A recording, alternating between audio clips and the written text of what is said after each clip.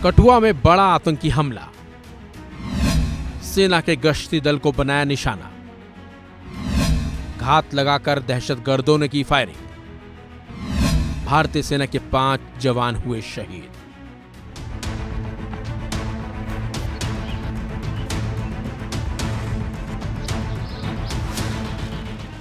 जम्मू कश्मीर में लगातार हो रहे आतंकी हमलों ने एक बार फिर से ये साफ कर दिया है कि घाटी में इस वक्त बड़ी संख्या में दहशतगर्द मौजूद हैं।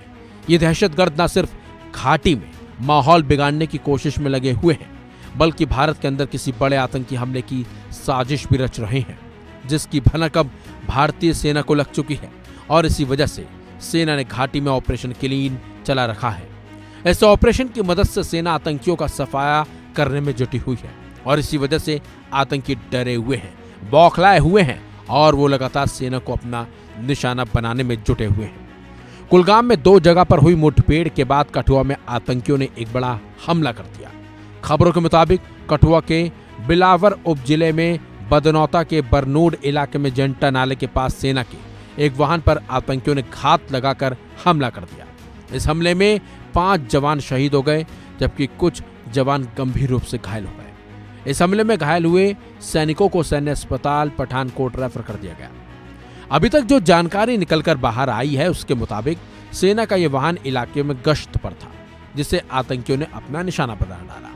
आतंकियों की ओर से ग्रेनेड फेंका गया, जिसके बाद गोलीबारी शुरू कर दी गई। सेना के जवानों ने भी मोर्चा संभालते हुए जवाबी कार्रवाई शुरू की। बताया तो यह भी जा रहा है कि आतंकी ऊंचाई वाले इलाके में थे। जब तक सेना के जवान संभलते तब तक आतंकियों ने अंधाधुंध फायरिंग शुरू कर दी थी। ऊंचाई वाले इलाके का फायदा उठाते हुए दहशतगर्दों ने जवानों को निशाना बनाया, जिसके बाद सेना के जवानों ने जवाबी कार्रवाई शुरू की। दोनों ओर से गोलीबारी का सिलसिला देर शाम तक जारी रहा था। तो वहीं बिलावर के अतिरिक्त उपायुक्त विनय घोसला का कहना है कि सोमवार को एक दुर्भाग्यपूर्ण घटना हुई, जिसमें 5 जवान शहीद हो गए। इसके लिए जिम्मेदार आतंकियों के खिलाफ सख्त कार्रवाई की जाएगी और दहशतगर्दों को बख्शा नहीं जाएगा। सुनिए विनय घोसला का पूरा बयान। ऐसा है कि सबसे पहले तो ये बड़ी एक दुखद घटना है और एक ट्रेजिक घटना है कि हमारे 5 जवान जो हैं वो आर्मी के फोर्सेस के एक मिलिटेंट अटैक में शहीद हो गए हैं।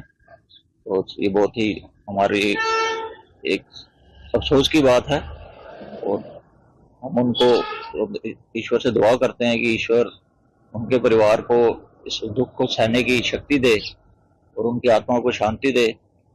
तो जो उसके साथ मैं ये भी कहूँगा कि जिन्होंने जो भी ये काम किया है उनके खिलाफ हमारी सिक्योरिटी फोर्सेज, हमारा प्रशासन सख्त से सख्त कार्रवाई करेगा।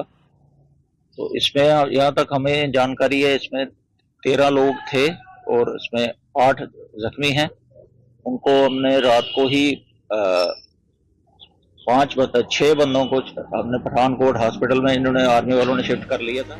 लेकिन जिस तरह से आतंकियों ने कायराना हरकत की, उसके बाद सेना काफी गुस्से में है, क्योंकि सेना ने अपने साथी को खोया है। इस वजह से सेना ने दहशतगर्दों की तलाश भी अब शुरू कर दी है, ताकि इन दहशतगर्दों का खात्मा किया जा सके।